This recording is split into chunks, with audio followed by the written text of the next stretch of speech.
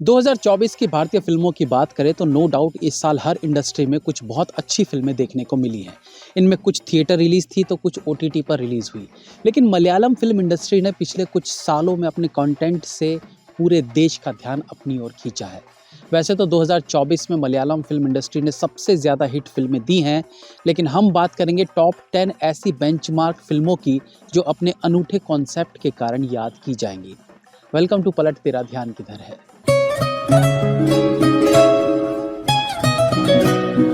क्या हो जब आपके पड़ोस में आया एक परिवार आपको संदिग्ध लगने लगे? क्या करोगे आप जब आपको लगने लगे कि इस परिवार में जो दिख रहा है वैसा है नहीं? क्या आप इन्वेस्टिगेशन करने की कोशिश करेंगे जब आपको फील हो कि इस घर में एक लाश हो सकती है? ऐसी ही सोच थी प्रियदर्शनी की जब उसे पड़ोसी की कुछ हरकतें संदिग्ध लगने लगी। खुद डिटेक्टिव बन वो उस परिवार के अंदर की असल सच्चाई जानने की कोशिश में जुट जाती है। लेकिन क्या उसका ये डिटेक्टिव पना राज पर से पर्दाफाश कर पाता है या ये भी उस षड्यंत्र का शिकार हो जाती है? ये सब कुछ जानने के लिए आपको ये क्राइम थ्रिलर फिल्म देखनी होगी जिसका नाम है सूक्ष्मदर्शिनी अर्थात माइक्रोस्कोप। फिल्म का नाम माइक्रोस्कोप इसलिए भी है कि लीड किरदार निभाने वाली नजरिया नजीम ने इस फिल्म में माइक्रोस्कोप बन अपने पड़ोसी की हरकतों पर से पर्दाफाश करने का प्लान किया था। फिल्म का स्क्रीन प्ले सधा हुआ है। फिल्म में थ्रिलर दृश्यों से अलग भी कहानी इतनी ग्रिपिंग फील होती है कि ये आपको फिल्म से बांधे रखने में कामयाब रहेगी। सूक्ष्मदर्शिनी फिल्म हॉलीवुड की रेयर विंडो की याद जरूर दिलाती है, लेकिन इसके बाद भी इस फिल्म को इतनी बेहतरीन तरीके से लिखा गया है कि आप फिल्म से नजरें नहीं हटा पाएंगे। फिल्म दर्शकों के साथ आंख मिचौली खेलती है। मात्र 10 करोड़ के बजट में बनी इस फिल्म ने 58 करोड़ की कमाई की। फिल्म के लीड एक्टर बासिल जोसेफ कमाल के एक्टर होने के साथ साथ बेहतरीन डायरेक्टर भी हैं, जिनके खाते में मिन्नल मुरली जैसी फिल्में भी आती है। IMDb पर इस फिल्म को 7.8 की रेटिंग मिली है। आगे बात करेंगे एक हॉरर फिल्म की जो मलयालम फिल्म इंडस्ट्री में एक अलग स्थान रखेगी। फिल्म हमेशा अपने यूनिक कॉन्सेप्ट के लिए जानी जाएगी। फिल्म का नाम है ब्रह्मयुगम। हॉरर थीम पर अनेकों कहानियां लिखी गई हैं, फिल्में बनाई गई हैं, लेकिन ये पीरियड ड्रामा हॉरर अलग है। ब्लैक एंड व्हाइट में बनी ये फिल्म कहीं ना कहीं तुम्बाड़ की याद दिलाती है। हालांकि इस फिल्म की कहानी का उससे कोई लेना देना नहीं है, बट स्टिल फीलिंग सेम रहती है। फिल्म में एक दरबारी गायक गुलाम बाजार से भागते हुए एक भूत से जा टकराता है और फिर उससे बचने के लिए वो कोड्डूमन पोट्टी की हवेली में जाकर शरण ले लेता है। इस हवेली में केवल 2 लोग रहते हैं, एक जादूगर पोट्टी जिसे निभाया है ममूटी ने और दूसरा उनका रसोइया। इन्हीं दोनों के रहस्यमय व्यक्तित्व के बीच घिरा ये दरबारी वहां से भागने का प्रयत्न करता है, लेकिन क्या इस जाल से निकल पाना आसान रहता है या फिर वो दरबारी भी इस हवेली का एक सदस्य बनकर रह जाता है? फिल्म को ब्यूटीफुली लिखा गया है। इसका प्रेजेंटेशन यूनिक है जो आम हॉरर फिल्मों से अलग फील देता है। जिस तरीके से फिल्म को पुराने समय में सेट किया गया है वो चीज भी आपको फिल्म से बांधे रखेगी। ऑफ कोर्स फिल्म का क्लाइमेक्स सस्पेंस से भरा रहता है। इस फिल्म से एक बार फिर साबित होता है कि क्यों ममूटी को एक हरफन मौला एक्टर की उपाधि मिली हुई है। IMDb पर फिल्म को 7.8 की रेटिंग मिली है और करीब 27 करोड़ में बनी इस फिल्म ने टोटल कमाई 85 करोड़ की थी। मलयालम फिल्म इंडस्ट्री ही नहीं बल्कि इंडियन फिल्म हिस्ट्री में मंजूमेल बॉयज को एक मील के पत्थर की तरह याद किया जाएगा। ये फिल्म एक बेहतरीन एग्जाम्पल है कि एक बहुत आम सी कहानी को भी इतने एंगेजिंग तरीके से प्रेजेंट किया जा सकता है कि फिल्म देखते हुए आपका ध्यान कहीं और जाए ही नहीं। फिल्म में देखने को मिलता है कि कैसे एक दोस्तों का ग्रुप गुना केव्स विजिट करता है और यहाँ पर कैसे उनके साथ एक अनहोनी घटना घट जाती है जो उनके जीवन का एक टर्निंग पॉइंट बन जाता है। इस फिल्म में न केवल इमोशनल ड्रामा देखने को मिलता है बल्कि फिल्म रिलेशंस, दोस्ती और थ्रिल का अनूठा संगम भी दिखाती है। फिल्म ने एक ऐसा बेंचमार्क सेट किया है जो आने वाले समय में फिल्म मेकर्स के लिए सबक होगी कि बिना सेक्स, बिना वायलेंस, इवन बिना किसी रोमांस के भी एक एंगेजिंग फिल्म का निर्माण किया जा सकता है। फिल्म अपने कैमरा वर्क के लिए भी जानी जाती है, जिसका श्रेय शाइजू खालिद को जाता है। अनेकों मोमेंट्स पर यह फिल्म गूज़बम्प्स देती है और अब क्या होगा वाली थॉट पूरी फिल्म के दौरान बना रहता है। फिल्म में एक लाइन सुनने को मिलता है, हम साथ आए हैं और साथ ही लौटेंगे, और इसी लाइन पर फिल्म बेस्ड रहती है जहां कोई भी एक दूसरे का साथ नहीं छोड़ता। 8.2 की IMDb रेटिंग इसे one of the best movie की श्रेणी में रखती है।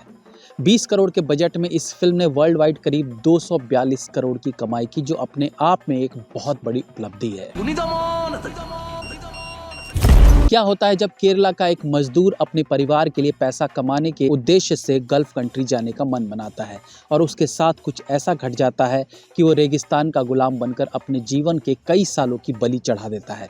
जी हाँ, एक भारतीय मजदूर के रेगिस्तान में गुलामी करने की दर्दनाक कहानी को बयां करती है Malayalam film the goat life. कोई बाहर ना जा सके। इस फिल्म में पृथ्वीराज सुकुमारन ने ऐसा परफॉर्मेंस दिया है कि उन्हें इसके लिए सालों तक याद रखा जाएगा। बॉक्स ऑफिस के आंकड़ों से परे ये फिल्म दर्शक के तौर पर आपको अंदर तक झंझोर सकती है। एक इंसान का जानवरों के बीच जानवर जैसा जीवन गुजारने को इस तरीके से प्रेजेंट किया है कि दर्शक खुद को पृथ्वीराज की जगह रखकर इमेजिन करने लगेंगे। बेहतरीन स्क्रीन प्ले राइटिंग इस फिल्म को रियलिटी के करीब रखती है। फिल्म को IMDb पर 7.1 की रेटिंग मिली है।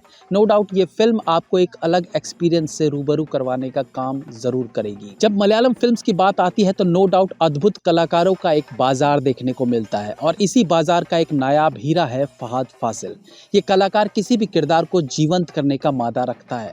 हम बात कर रहे हैं फहाद फासिल की फिल्म आवेशम की, जो कि एक एक्शन कॉमेडी फिल्म है, बट एक मोमेंट पर आकर ये एक इमोशनल ड्रामा फिल्म भी फील होती है। कहानी है एक डॉन की जिसका सिक्का पूरे इलाके में चलता है। इस खुशमिजाज लेकिन खतरनाक डॉन की खासियत यही थी कि जिससे दोस्ती की तो जम के की और दुश्मनी की तो उसमें कोई कसर नहीं छोड़ी। वहीं दूसरी तरफ कुछ स्टूडेंट्स को कॉलेज की पॉलिटिक्स में उलझकर उस डॉन का हाथ थाम लेना पड़ता है, जिसके बाद में हाथ छुड़ाने के लिए उन्हें एक ऐसा कदम उठाना पड़ता है जो अनएक्सपेक्टेड था। फिल्म में बेहतरीन कॉमेडी के साथ ज़बरदस्त एक्शन सीन्स भी देखने को मिलते हैं। फिल्म का स्क्रीन प्ले एंगेजिंग रहता है जो लास्ट तक फिल्म से आपको कनेक्टेड रखेगा। फिल्म का क्लाइमैक्स थ्रिल और सस्पेंस का अनूठा संगम रहता है, जहां इमोशंस को भी भरपूर जगह मिली है। फहाद फासिल की बेहतरीन कलाकारी फिल्म के कद को बढ़ा देती है। फिल्म की IMDb रेटिंग है 7.8। फिल्म 38 करोड़ में बनकर तैयार हुई थी, लेकिन वर्ल्ड वाइड इसकी कमाई थी 156 करोड़। बोगनविलिया यूं तो एक फ्लावर का नाम है, लेकिन इस फ्लावर से कैसे फिल्म के कोर सब्जेक्ट को जोड़ा गया और फिल्म में कैसे बोगनविलिया फिल्म का एक महत्वपूर्ण पार्ट बनकर उभरता है, ये जानने के लिए आपको इस फूलनुमा फिल्म के पीछे का सच जानना चाहिए, जिसके लिए आपको ये फिल्म देखनी होगी। हस्बैंड वाइफ और उनका बच्चा, ये है एक डॉक्टर का परिवार। प्रॉब्लम यह है कि डॉक्टर की पत्नी को भूलने की बीमारी है। वो अक्सर भूल जाती है कि कल उसने क्या किया। रोज एक ही तरह की पेंटिंग बनाती है। सुबह बच्चे को स्कूल बस तक छोड़ने जाती है, लेकिन वापस आकर एक दूसरी काल्पनिक दुनिया का हिस्सा बन जाती है। लेकिन जब एक क्लासिक फिल्म बनानी हो तो फिल्म में डायरेक्टर उसे ऐसे पेश करता है कि दर्शक जो देख रहे हैं वो वैसा होता नहीं। उसके पीछे एक सवालों की झड़ी है जिसका जवाब मिलते मिलते कहानी आम से खास बन जाती है। फिल्म का क्लाइमैक्स पूरी तरह से शॉक्ड कर देता है और फिर एक के बाद एक इस कहानी की परतें खुलनी शुरू होती है और फिर एक ऐसा सच पता चलता है जो किसी ने सोचा भी नहीं था। फिल्म में कुंचाको बोमान और ज्योतिर्मयी दोनों का बेहतरीन काम देखने को मिलता है। इस साइकोलॉजिकल थ्रिलर फिल्म का डायरेक्शन किया है अमाल नीरद ने। फिल्म को IMDb पर 6.4 की रेटिंग मिली है।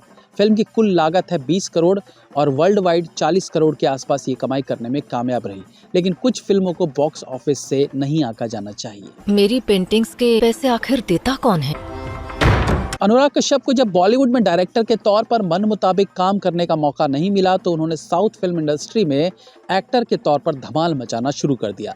फिलहाल हम मलयालम फिल्मों की बात कर रहे हैं तो 2024 में उन्होंने इस इंडस्ट्री में भी एक धमाकेदार एंट्री करते हुए एक बेहतरीन फिल्म का हिस्सा बने।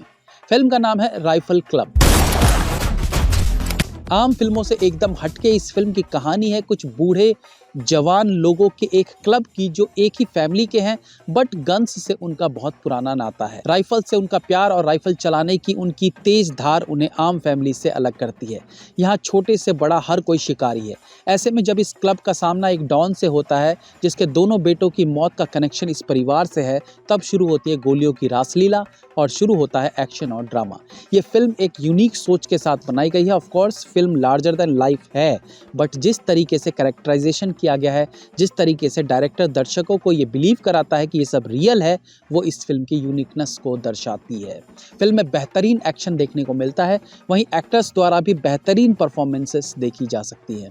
ऑफ कोर्स अनुराग कश्यप यहाँ अपने नंबर बनाने में कामयाब रहते हैं। मेन विलन के तौर पर उनकी कॉमिक टाइमिंग बेहतरीन रहती है। ये विलन आम विलन से अलग था, जो अपने बेटे की मौत का बदला लेने के लिए 4 भारी डायलॉग्स बोलकर गुस्से में हीरो को मारने नहीं निकल पड़ता है।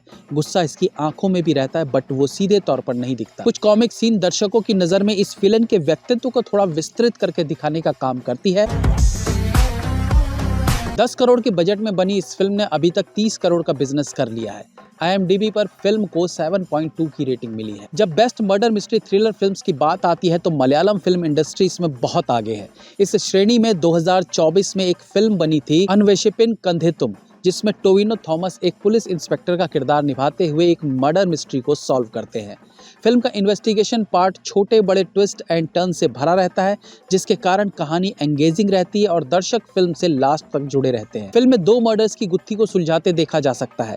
मर्डर मिस्ट्री फिल्म को कैसे प्रेजेंट किया जाए, ये चीज मलयालम फिल्म मेकर्स भली भांति समझते हैं, और यही कारण है कि अन्वेषिपिन कंधेतुम फिल्म भी अपने क्लाइमैक्स तक पहुंचते पहुंचते एक अनूठा अनुभव छोड़ जाती है। फिल्म में टोविनो थॉमस अगेन एक बेहतरीन परफॉर्मेंस दे जाते हैं। पुलिस वाले के रूप में उन्होंने इस किरदार के साथ एक्सपेरिमेंट्स किए हैं जो सफल रहते हैं। इस फिल्म का कुल बजट है 8 करोड़ और इस फिल्म ने 40 करोड़ का बिजनेस किया है। फिल्म को IMDb पर 7.4 की रेटिंग्स मिली हैं। अगली जिस फिल्म की बात हम करने जा रहे हैं, उस फिल्म ने भी अपने यूनिक कॉन्सेप्ट के कारण इस लिस्ट में अपनी जगह बनाई है। फिल्म का नाम है किष्किंधा कांदम। फिल्म का नायक जब दूसरी शादी करके बीवी को घर लाता है तो उसकी बीवी को अपने पति की पहली पत्नी से हुए बेटे के अचानक से खो जाने की बात हजम नहीं होती और वो इन्वेस्टिगेशन शुरू कर देती है कि आखिर उस बच्चे के साथ हुआ क्या था। लेकिन उसकी इन्वेस्टिगेशन के आड़े आता है उसका फादर इन लॉ, वो फादर इन लॉ जिसे भूलने की बीमारी है, लेकिन इस बात को वो किसी को बताता नहीं है। वो ऐसे दिखाता है जैसे वो बिल्कुल ठीक है। अक्सर गजनी की तरह अपने दोस्तों और उनके साथ आखिरी मुलाकात में हुई बातें पर्ची में लिख लिया करता था। आखिर उसके ऐसा करने की क्या वजह थी? आखिर बार खोने से पहले उसका पोता उसी के साथ देखा गया था, फिर भी उसे कैसे नहीं पता कि उसका पोता कहाँ है? ऐसे अनेकों राज पर से फिल्म के क्लाइमैक्स में पर्दा उठता है जो दर्शकों को शॉक्ड करके रख देगा। एक साइकोलॉजिकल थ्रिलर फिल्म का प्रेजेंटेशन ही तय करता है कि फिल्म के अंत तक दर्शक जाएंगे कि नहीं। कमज़ोर स्क्रीन प्ले इस तरह की फिल्म का रिदम तोड़ सकती है, लेकिन किष्किंधा कांदम का स्क्रीन प्ले ही इसकी जान है।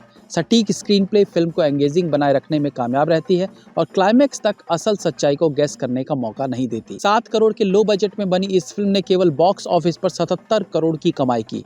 OTT की कमाई पर तो हम जा ही नहीं रहे हैं। फिल्म को IMDb पर 8 की रेटिंग मिली है। Why are you lying? साल के अंत होते होते मलयालम फिल्म इंडस्ट्री एक ऐसा धमाका कर गई जो अनएक्सपेक्टेड था। ये धमाका थी फिल्म,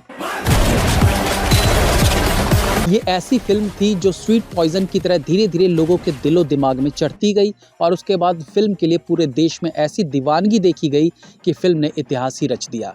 वायलेंस और एक्शन का ऐसा अनूठा संगम इस फिल्म में देखने को मिलता है कि लोग दांतों तले उंगलियां चबा लेंगे। ये पूरी तरह से अनएक्सपेक्टेड था कि देश की सबसे violent film Malayalam film industry से निकल कर आएगी।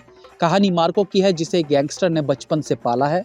गैंगस्टर के परिवार का मार्को के प्रति नफरती भाव रहता है, जिसके कारण था प्रॉपर्टी में उसका हिस्सा। क्राइम की दुनिया में मार्को को एक बेरहम कातिल के रूप में देखा जाता था। परिवार को छोड़ दूर जा चुका मार्को तब वापसी करता है जब उसके भाई का बेरहमी से कत्ल हो जाता है और फिर शुरू होती है उसकी इन्वेस्टिगेशन, जहां बगल में छुरा और शहर में ढिंडोरा वाली कहावत शुरू हो जाती है। वो आप फिल्म देखेंगे तो आपको पता चलेगा। फिल्म में कैरेक्टर्स का इंट्रो हो या मार्को का स्टाइलिश लुक और खतरनाक वायलेंस, सब कुछ फिल्म में बेहतरीन तरीके से दिखाया गया है।